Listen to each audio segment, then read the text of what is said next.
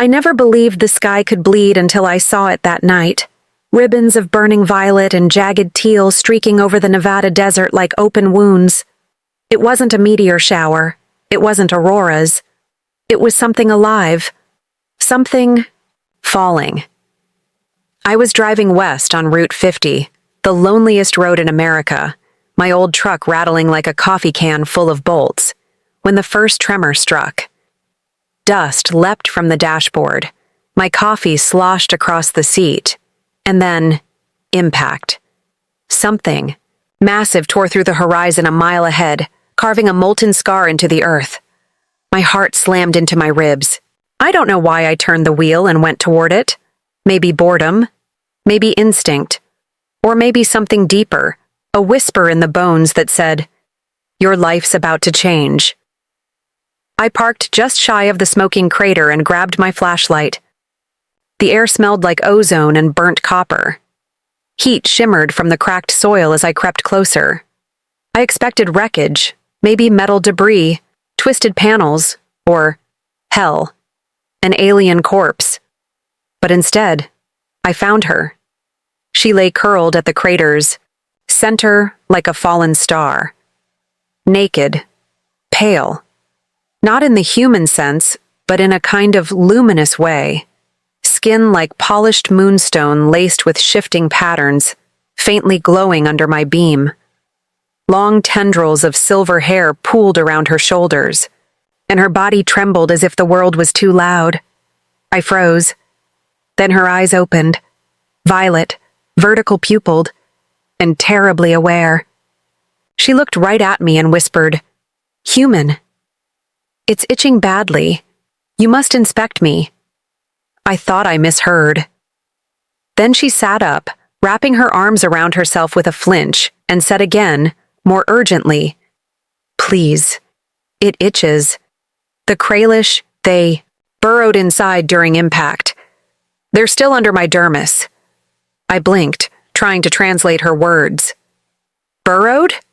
She pointed to her abdomen where faint, raised lines traced her skin like serpents beneath glass. My stomach turned. "Okay." I said, "Okay, don't move. We need to get you out of here." I can't shift unaided. Spinal regulators misaligned. Regulator. This wasn't going to be easy. I removed my jacket and tried to wrap it around her. She recoiled at first, then allowed it, shivering, as I lifted her into my arms. She weighed almost nothing. Lighter than a human should have been. The truck groaned as I laid her in the passenger seat, placing her carefully on the blanket I kept for emergencies. She winced every few seconds, twitching violently as the itching beneath her skin seemed to intensify. I started the engine and headed back toward my cabin. "You have a name?" I asked, trying to keep her conscious. "Alina," she murmured. "Scout class xenoprologist. Assigned to Enretha cluster, now off course. Misjumped, collision." I nodded slowly. "I'm Arthur. Human mechanic. Assigned to dirt roads and fixing junk nobody wants." She actually smiled, though it looked pained. Dirt. I envy its simplicity. Back at my cabin, I cleared the table and gently laid her down. My hands trembled. I wasn't a doctor. I was barely a functioning adult. But I had tools, antiseptics, tweezers, and a decent first aid kit. And I had stubbornness. I peeled my jacket away and gasped. Her stomach writhed under the skin, as if something alive was trapped inside. Tiny bumps traced along her rib cage like a network of invasive worms. "Are they alive?" I whispered. "Yes," she hissed. "Alien crustaceans, parasites, hitchhiked, during warp rift, feed on neural tissue, must be extracted." That's when I saw it. A small, hard lump moving beneath her side, just above her hip. "Hold on," I said, gripping the tweezers. She nodded, jaw clenched. I dug in. The first creature came out with a pop and a gush of greenish ichor. It looked like a mutated crab, no bigger than a golf ball, with sharp, twitching legs and translucent shell. I threw it into a jar and sealed the lid. Alina exhaled in relief. There are 9 more, she whispered.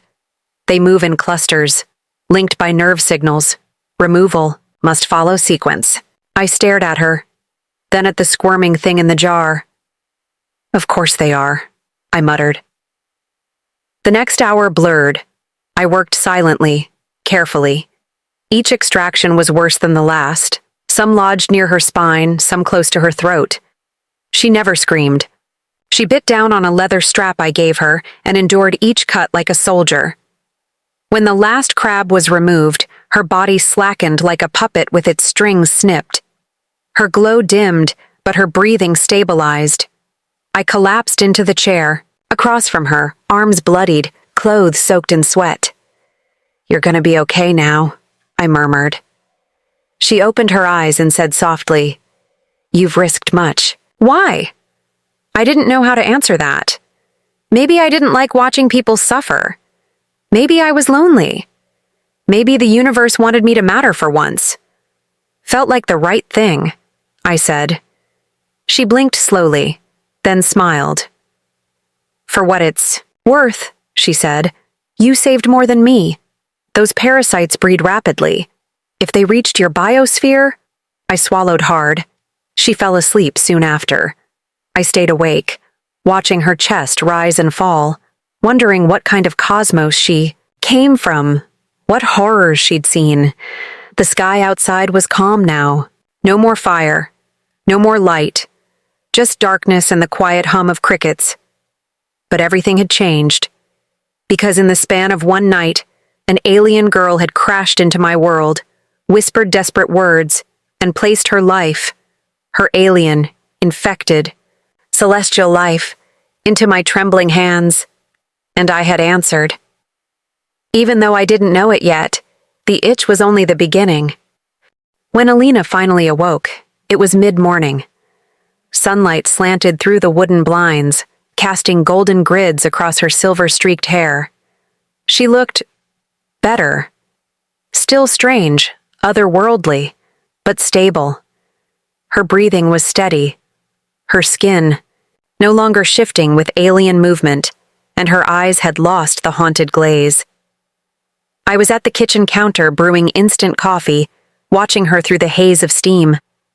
She sat up slowly, scanning the room like a cat in unfamiliar territory. Her hand went to her abdomen, now patched up with gauze and surgical tape. "You removed them all," she said. Not a question, an observation. I nodded. 10 parasites. Every one of them was pissed. She chuckled softly, then winced. Laughter. "Hurts," she whispered. "But it's strange. Comforting." I handed her a mug of warm water with crushed Tylenol, our Earth version of pain management. She took it with cautious fingers, sipping like it might explode. "I can't keep..." "You here long?" I said.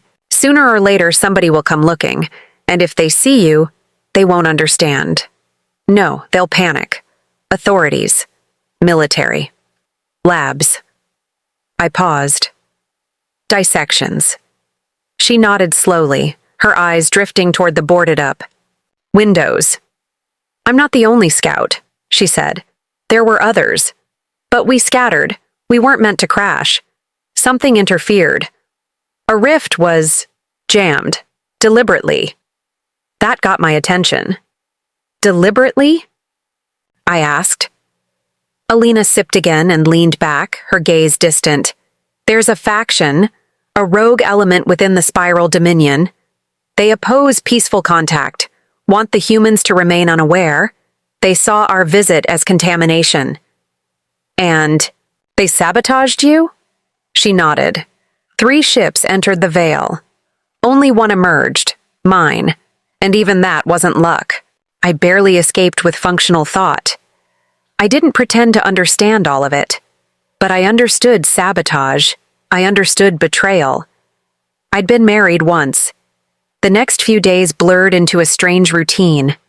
I kept her hidden in my cabin, far from the nearest neighbor, pretending I was recovering from some desert illness if anyone texted. I disconnected the landline, kept the internet off. We built a rhythm. I scavenged groceries from the tiny gas station 20 miles out. She devoured fruit, any kind. Something about the molecular structure. She said Earth's food had clean sequencing. She didn't sleep much. Said rest made her dream of the collision, of floating in a stasis pod, watching stars distort, like shattered glass. Instead, she'd ask me questions about humans, culture, emotions, war, love, death. She was fascinated by music. When I played old records on my dusty phonograph, she'd listen with her eyes closed, swaying like a breeze was moving through her bones. But there was one thing she couldn't hide. The itching returned. I caught her scratching one night when I returned from refilling water at the spring behind the cabin. She sat on the floor, legs crossed, claws, yes, actual retractable claws, raking lines across her arm. "Alina!" I dropped the canteen and rushed forward. "Don't scratch! What the hell? I can't stop it," she hissed. "It's deeper this time. Not physical, neurological. They left residue, traces in my system." "Like toxins?" She nodded, her eyes watering. "There's something pulsing in my blood. Not the crabs. Something else." Their hatch pattern initiated. A secondary infection. A psychic echo. It's spreading. Panic clenched my gut. "You're saying you're infected with... what? Some kind of mind parasite?" "No." She gritted her teeth. "Worse. A memory virus. One that learns. It's making me unstable." I helped her to the couch, wrapping her in a blanket. "What do we do?" She stared at me for a long time before whispering, "We detox the old way. Isolation. Heat. Vibration. Like a fever treatment?" "More like ancient battle song therapy." "Come again?" She didn't answer. Instead, she pulled herself up and pointed toward the back room where my tools and odd projects gathered dust. "You have metals, motors, anything that vibrates, resonates. Build me a chamber, a resonance cage. Frequency can disrupt the feedback loop." She was dead serious. It took 2 days to rig something halfway functional. I wrapped copper wires around the inside of my old closet, embedded salvaged speakers from a blown-out radio, then wired it to my truck's battery using a converter. She called it crude but promising. When she stepped inside, I flipped the switch. The speakers vibrated at a frequency she provided, somewhere between a cat's purr and the rumble of an old furnace. Alina sat cross-legged, her eyes closed as the sound bathed her body. Her skin rippled in reaction. She began to hum, a low, alien melody that filled the room with a strange pressure. It was the most bizarre thing I'd ever witnessed, and yet, somehow beautiful. That night, she collapsed in my arms, soaked in, sweat but smiling. "The echoes are fading," she whispered. "You've helped me again." I wiped her brow with a damp rag. "Still itching?" She shook her head. "Now I only itch?" "For truth?" I laughed. Couldn't help it. "Philosophical alien. That's new." She leaned her head against my chest. "You're not like others in your species. You don't seek to exploit. You protect." I wanted to deny it. I wasn't special. Just a lonely guy in the desert who had stumbled across the galaxy's most inconvenient guest. But her warmth against me said otherwise. The next morning, things changed. A drone flew over the property, silent, black, and definitely not Amazon. Delivery. Alina saw it first. She leapt from the bed, eyes glowing faintly, whispering, "They've found me." "Your people?" I asked. She didn't answer. Her face was a storm cloud. I grabbed my rifle from the wall, not that it would help, and stepped onto the porch. The drone hovered for a second, then zipped away like it had seen too much. When I turned back, Alina was gone. I found her at the crater site. She stood at the rim, arms crossed, hair flowing like liquid mercury in the wind. "I can't stay here." "Arthur," she said without turning. "They're coming." "Who? Humans?" "No," she whispered. "The ones who sabotaged my journey. They want the virus to spread. They'll try to finish what the crabs began." I stepped beside her. "I won't let them hurt you." She looked at me then. Really looked. "You may not have a ship, or weapons, or knowledge of their kind, but you have something far more dangerous." "What?" I asked. She reached out, pressed her fingers gently to my forehead. "Empathy, the one thing they can't calculate. The wild variable." In the distance, thunder rumbled. But it wasn't weather. Something was coming. Something that knew Alina had survived. Something that feared what a single human might do, if he cared enough to fight for a star-born stranger with an itch too strange to scratch alone. I hadn't seen Alina like this. Silent, still, every muscle coiled like a predator ready to strike. She stood at the edge of the crater, the wind whipping her hair like living threads of violet lightning. The dust swirled in strange spirals. Around her boots, and even the insects had gone quiet. "They're tracking the spores," she muttered. "The Kralish release a chemical signature when they die. It's how the Zarnak find survivors." "The who now?" I asked, standing beside her with my rifle. "Zarnak," she said, eyes locked on the distant hills. "The rogue faction. They blend with planets, send spore eaters ahead, then strike when the target's weak." "Do they always use parasites?" "No," she said. "Only when they want the host broken before the killing starts." A silence settled between us. Thick and buzzing, I could feel the tension vibrating under my skin like a second heartbeat. "Arthur." "Yeah?" "If I lose control again, if the psychic echoes resurface, you must not hesitate." I met her gaze. "I'm not leaving you to them. Not now. Not after what we've been through." She looked away, but her fingers brushed mine, just for a moment. The gesture said more than words could. That night, they arrived. It wasn't the kind of invasion you'd expect.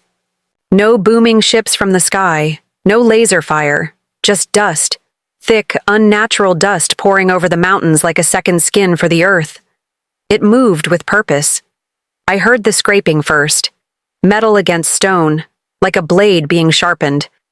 Then, I saw them. Figures cloaked in chitinous armor, shaped like upright mantises with jagged ridges where faces should have been. Their limbs were too long, their motion too smooth. They didn't walk. They slid.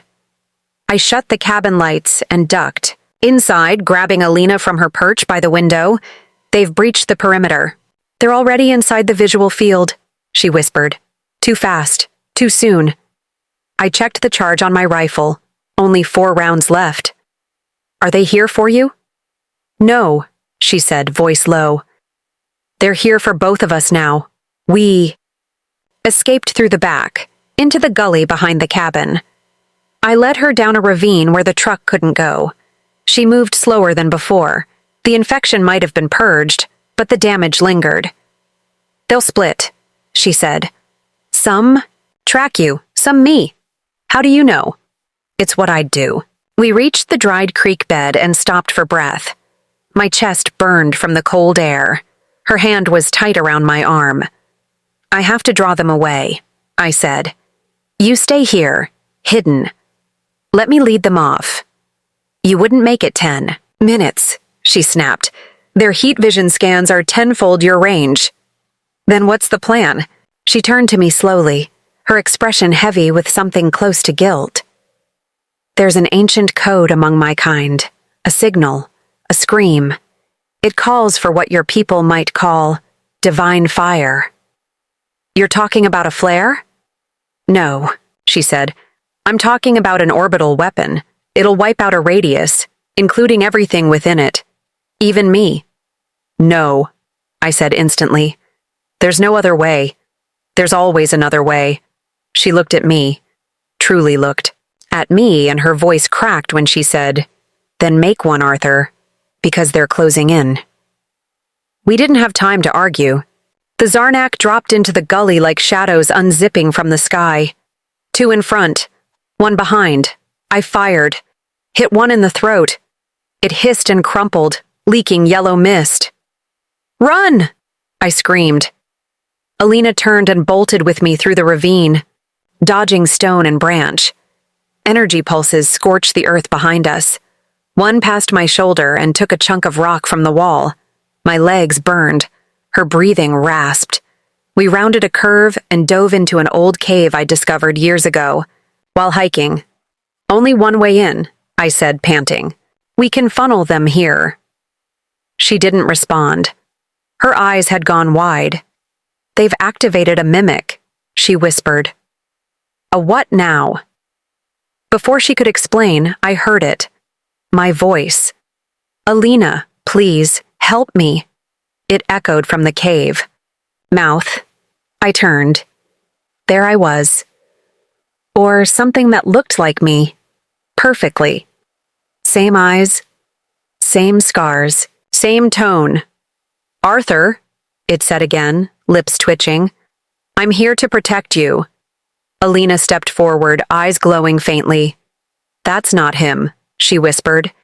"It's projecting his resonance." I raised my rifle. "How do I kill?" She stepped between us. "You don't." "I do." She pressed her palms together, then separated them as light formed between her hands, pulsing and blue like bottled thunder. The mimic hissed and shifted, its features unraveling into static. She thrust the energy forward. The cave shook. The mimic disintegrated. Then she collapsed. I caught her before she hit the ground. Her body was burning, literally glowing with residual energy. "I used too much," she murmured. "Stay with me, please." Her fingers gripped my shirt weakly. "You are very strange, Arthur. You fear, but act. You doubt, but protect. Because that's what we do. That's what I do." She smiled through the pain. "Then maybe there is hope." I carried her back to the cabin, which was partially scorched but standing. The drone was back, hovering, silent. This time it dropped something. A box. Alina weakly pulled it open. Inside, a silver vial and a note written in alien script. She read it aloud. "Survivor. You defied protocol. Your request for protection has been granted. 1 dose. Use it well." "What is it?" I asked. She looked at me. "An inhibitor. It'll keep the memory virus dormant, but only for a while." "And after?" She didn't answer. Instead, she handed me the vial. "You choose," she whispered. "You keep it. Decide if I remain. Alina." I sat there for hours that night, watching her sleep, holding a vial that could mean salvation or silence. Outside, the dust had settled. The Zarnak were gone, for now, but this war wasn't over, and I was no longer just a mechanic. I was her shield, her witness, her cure or her end. Dawn broke over the desert in soft amber sheets, brushing the rocky earth in golden silence. Alina lay curled beneath my patched-up thermal blanket on the couch, the inhibitor vial still clutched between my fingers like a loaded trigger. She hadn't stirred all night. Her breath remained steady, but I didn't sleep. Couldn't.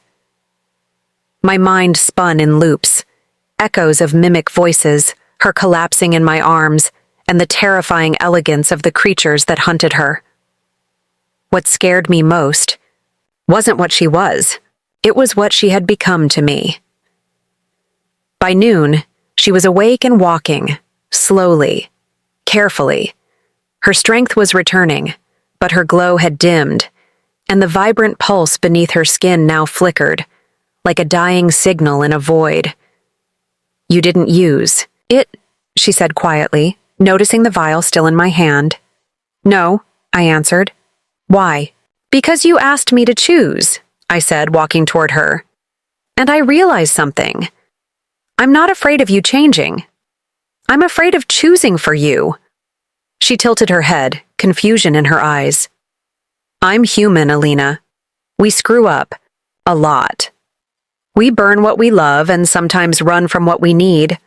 But I'm not going to decide your future by putting something into your body unless you ask me to. Willingly, she smiled. A tired, grateful thing. I've never been given that choice before. Among my kind, decisions are algorithms, collective consensus. There is no I, only function. You're not just function to me. She stepped forward, close, enough for me to feel the warmth radiating from her skin. Then help me find out who I really am. Before whatever's inside me does. We started experimenting that afternoon. She described the virus like a coded whisper, one that learned through memory, manipulating neural pathways to rewrite personality. It doesn't kill, she said. It erases, replaces, mimics the soul. Our only hope was to find a rhythm, a tether strong enough to hold her identity in place. So I did what I knew best. I built. I gutted my old truck radio, scavenged the copper wire from a junked-out space heater, and rewired it to an old amplifier. Then I recorded her humming from the resonance therapy chamber and looped it into the system, channeling it through bone-conducting pads I crafted from old headphones and scrap steel. It's crude, I told her. But it vibrates at your natural hum frequency. She nodded and placed the pads against her temples. The hum began, and then like a miracle, she smiled. The itchings receding, not the skin, the mind. She sat on the floor, knees drawn to her chest, letting the hum sink into her core. I watched her, still amazed that someone who looked like a star had crash-landed into my broken little life and made it feel like it mattered. That night, while she rested beside the low hum, I stepped outside. The desert stretched endless around me, silent, waiting, and then I saw it, lights in the sky. Not stars, not meteors, ships. They hovered, distant but deliberate. They're scanning, Alina said softly from behind me. You feel it? No. I hear it. I turned. Her expression was unreadable. They've sent collectors. If the virus isn't contained, they'll vaporize everything in a 5-mile radius, standard Dominion protocol. I felt cold. So we lose either way? Not if we give them what they need. And what's that? Proof I'm still me. We spent the next day preparing a transmission. Using the radio parts and Alina's internal data crystal, we encoded a signal. Her thoughts, memories, even her favorite sound on Earth, the rustling wind through pine trees. This, she said, is my identity map. They'll know I'm still intact, that the virus hasn't taken root. I looked at her. What if they reject it? Then I'll burn. Along with everything here? I paused, then said, then we send it together. The transmission launched just before dusk. A beam of ultraviolet light cut into the sky, vanishing into the clouds like a prayer. And then we waited. Seconds, minutes, hours. Then, a pulse. Return signal. She touched her temple, receiving the message. They approved, she whispered. But they won't come closer. Not yet. Protocol still forbids retrieval. So what now? I asked. She looked at me. I stay. For now. That night, we sat by the fire. For once, no urgency, no parasites, no hunters, just crackling wood and soft glances. I still itch, she said playfully, smiling. I raised an eyebrow. Mentally? No, just my shoulder. She smirked. Don't worry, no crabs. We laughed. Honest, full-belly laughter that startled. Even her. You know, she said, resting her head on my shoulder. If this ends tomorrow, I don't regret crashing here. Neither do I. The fire crackled. The stars above blinked silently. And for the first time since that crater, tore open my world. I felt whole. Not because the danger had passed, but because she stayed, and she chose to stay with me. I woke to the sound of her breathing, steady, soft, and warm against my chest. Alina had fallen asleep with her hand on my shoulder, her fingers twitching now and then like she was dreaming in languages I'd never hear, and for a moment, I allowed myself to believe that maybe, just maybe, the worst was behind us. I was wrong. The pulse came at 4:03 a.m., a burst of static so sharp it shook the foundation of the cabin. I jolted upright. The hum emitter crackled, overloaded, and went silent. Alina screamed, not a scream of pain, something deeper, a scream of severance. Her body convulsed, eyes wide and blank, as if someone had flipped a switch and replaced her. With a mannequin. Alina! I grabbed her shoulders, shaking her gently. Come back! Stay with me! She blinked, fast and unnatural. Her lips moved. Integration. Initiated. No. No, no, no. I slapped the emergency patch I'd built onto her temple, the one tied to her original hum frequency, but it sparked and died. And then, she turned to me. Only it wasn't her anymore. Arthur, she said, voice slow and flat. Identity node A78 has been compromised. Please do not resist. I backed away, heart pounding like a war drum. Who are you? I am subprogram Iresh 9. I am the protocol beneath her consciousness. Activated by remote breach. Her posture shifted, mechanical. Head tilted slightly, left. Her skin began to glow, but wrong, like static tearing through a hologram. You're a failsafe, I whispered. I am containment. Extraction through host destruction is now authorized. I raised my rifle, but I couldn't pull the trigger, not on her body, not even if it wasn't her mind. Then I remembered something, what she said about the mimic. They replicate resonance, which meant maybe I could override it. I bolted to the workshop bench, tearing wires from my old amplifier and splicing them directly into the portable pulse array. Defense mode compromised, the false Alina said. Compliance required. Yeah, I muttered. But let's see how you handle a little feedback. I slammed the switch. The pulse emitter let out a scream. Not sound, not vibration, but something in between. The cabin rattled. Windows cracked. Alina froze. Her body twitched violently, then dropped to her knees. Containment. Breach. Cancelled. Her body collapsed, and I caught her before she hit the floor. The real Alina came back screaming, not aloud, but in that soul-deep way that told me she was in a war I couldn't see. Her skin flickered between states, glowing, dull, glowing, dull. She's trying to reclaim herself, I said aloud, holding her close. Fight it, Alina. You're stronger than them. I rushed her into the resonance chamber and rebooted the hum loop manually. Her hum, her identity map. The sound she said would anchor her. I knelt beside the chamber, watching her tremble. She whispered words in her language, words I couldn't understand. But I didn't need to. I heard the defiance in them. Her body calmed. The glow stabilized. Then, she opened her eyes. And I knew she was back. Later, wrapped in my coat and drinking water like it was holy, she told me everything. The failsafe was buried deep, she whispered. They programmed it in case of full contamination, but I'd never felt it until now. Someone triggered it remotely, I said. Can they do it again? No, she said. I fought it, and I learned something while inside. What? There's a second signal, a sleeper code. It was piggybacked on the original infection. They weren't just trying to destroy me. They wanted me to become them. I leaned forward. Like a Trojan horse? She nodded. The virus would have turned me into a transmitter.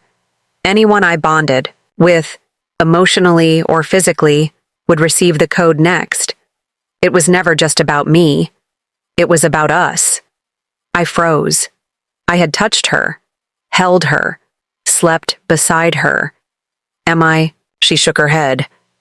I cut the loop before full imprinting. You're clean. For now. But that makes you a threat to them. You understand too much. I looked down at my hands that had pulled parasites from her flesh and held her when she trembled. I don't care, I said. Let them come. We spent the next day turning the cabin into a fortress, not with guns or traps, but with frequencies. I repurposed every piece of scrap tech I owned. Radios, speakers, even the microwave. She called it a resonance shield. I called it desperate hope. And as we worked, something changed, not just in her glow or in her voice, in us. We started to move like a unit, finishing each other's thoughts, anticipating needs, syncing without words, bonding. That evening, just before the sunslip, the hour when light kisses the edge of darkness, we stood outside, looking at the crater. I came to this world as a stranger, she said, and now I can't imagine leaving it. I turned to her. I can't imagine it without you. Her eyes shimmered. We're bonded now, Arthur, in ways neither of our species understands, and that makes us dangerous. Then we'll be dangerous together. She reached out, and this time, I didn't hesitate. We touched. Not as savior and survivor, not as human and alien, but as something new, something becoming. That night, the stars blinked brighter, and somewhere beyond them, the ones who had tried to break her felt a new pulse on their scanners, something they hadn't predicted. Not a flare, not a threat, a signal, a declaration that the girl they sent to die had found her fire, and she had me. When it started again, it wasn't a sound or light or even tremor. It was a thought, not mine, not Alina's. A presence. It slithered into the room like fog without form, a pressure behind the eyes, the taste of static on the tongue, the memories. In my head began rearranging themselves, places I hadn't been, names I'd never heard. Then came the whisper, "You are the infection now." I staggered back from the workbench, nearly knocking over the resonance battery. Alina rushed to my side. "It's here." I didn't open any signal, I gasped. I didn't do anything. "They've evolved," she said grimly. "Now they're bypassing tech. They've encoded themselves into cognition, just by knowing about them. You're vulnerable." "You mean they've become thought? Trans-signal entities, memory-born parasites. So how do we fight a thought?" She looked me in the eyes, with a louder one. We reactivated the resonance network, but this time she modified the pulse structure using the rawest form of defense she knew. Emotionally encoded intention. "You're not just going to hear it," she said. "You're going to feel it." Sat in the pulse seat while she calibrated the frequency. She placed her fingers on my temples, her thumbs over my heartbeat. "I need to bond the signal with your identity. Who you are, not just what you remember." "You want me to broadcast myself?" "No, I want you to anchor me. Through yourself." The moment the frequency surged, I saw everything. Her memories poured into me like floodwater. Her birth on a coral-covered moon. Her first field mission studying binary suns. Her fall. Her pain. Her first moment with me. And then mine flowed into her. The death of my brother.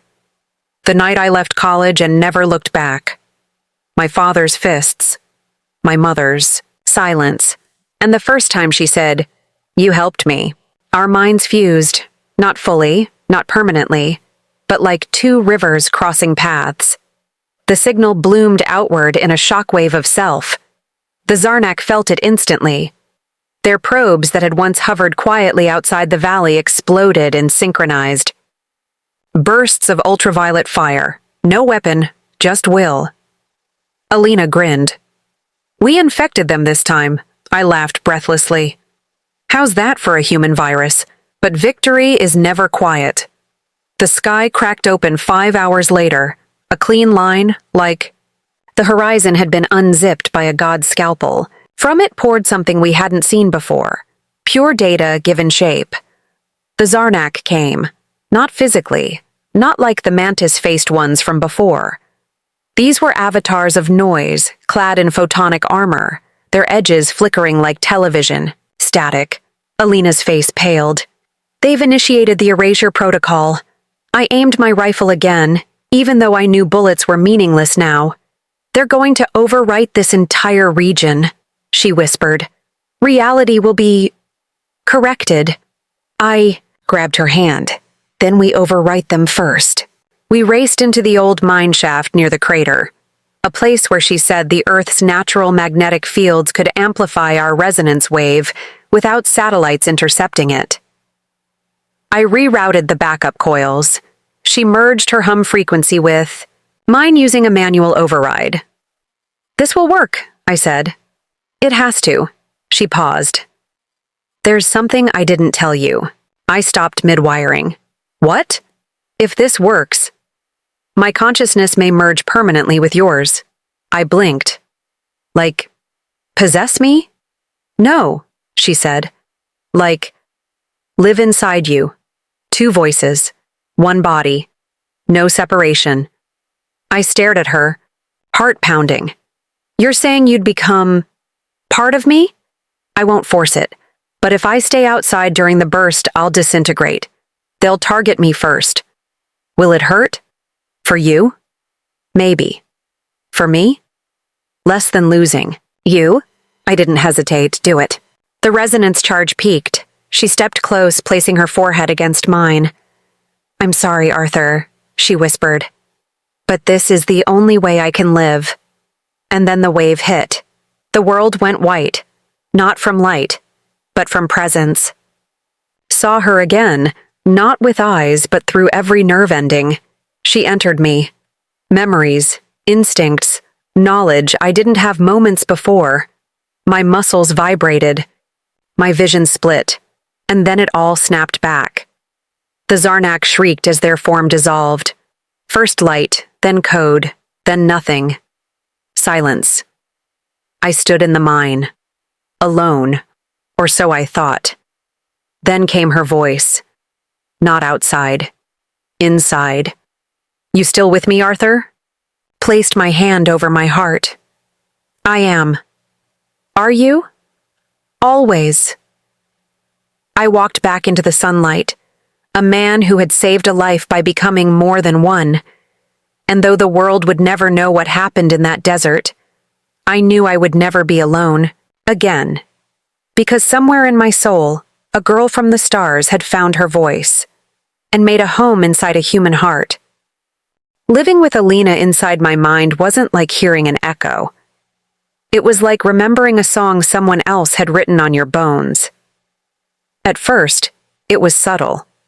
She didn't speak unless she had to. She stayed in the corners of my thoughts, observing, learning.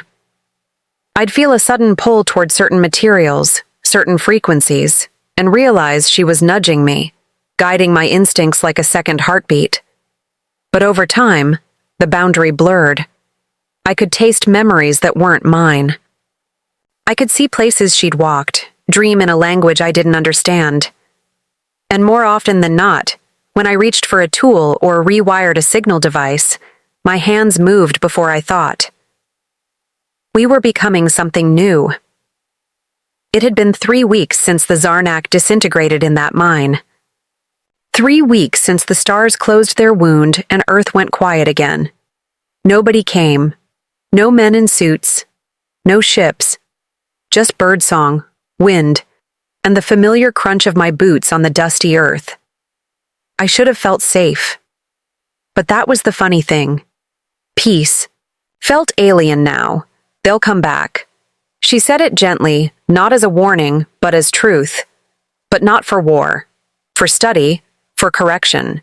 You've become an anomaly in their records. Because I chose to let you in? Because you survived it. You became more, and they hate more. I smiled bitterly. Guess I've always been bad at staying ordinary. I started rebuilding the cabin properly.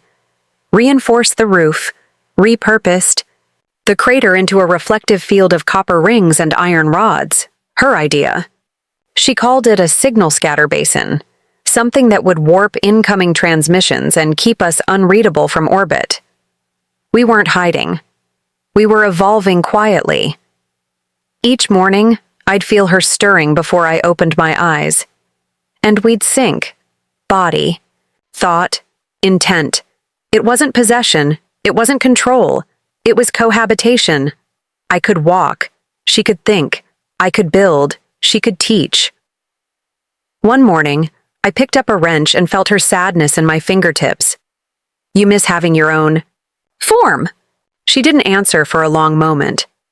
Then, sometimes I forget what it was like. Breathing air, blinking, feeling cold. I set the wrench down. I'm going to fix that. For days, I scoured her memories, now part of mine, for schematics, biological matrices, and structural patterns. She'd once mentioned echoskin, a substance developed in the spiral dominion, grown not built, capable of being occupied by uploaded consciousness. Like cloning? I asked. Not exactly. It's more grown hardware, part tech, part biology, a vessel for thought. Can I make it? No. Can we make it? She was quiet. Then, if you trust me enough to let go of control for a few hours. Yes. That night I surrendered. I lay on the bench, connected the neural pads, and told her to guide my body fully. For the first time, I let her pilot me. She used my hands to mold the chamber from magnetic clay and solar foil, pulsing its foundation with harmonics only she understood. My muscles ached, but I didn't resist. I was her tool. And for the first time, she had hands again. It took 3 nights. On the 4th, the chamber pulsed, flesh-colored metal expanding like breath. I stood back, knees trembling. You sure? I asked.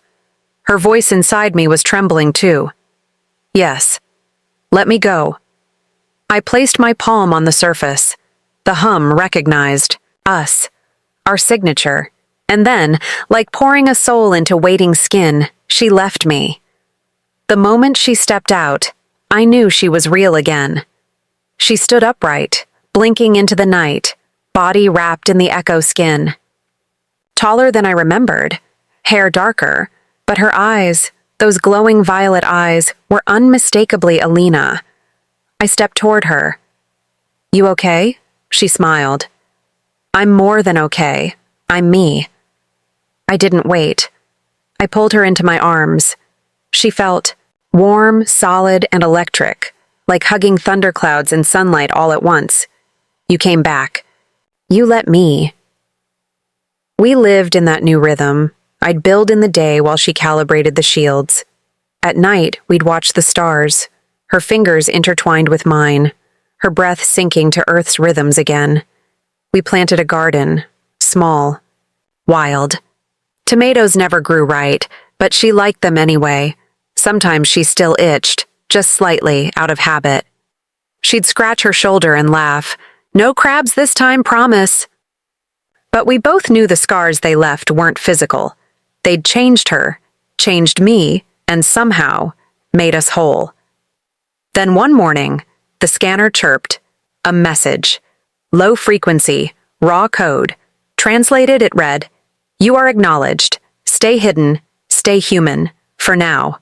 No sender. No follow-up." Just a sign that someone, somewhere, knew we were still out here. We buried the scanner after that, and we stopped waiting, because the truth was, she was never just an alien girl, and I was never just a human mechanic. We were something new. Something born from pain and parasites, from trust and transmissions. We were shared skin, shared memory, shared purpose, and if the stars came calling again, itching for war, we'd be ready, together.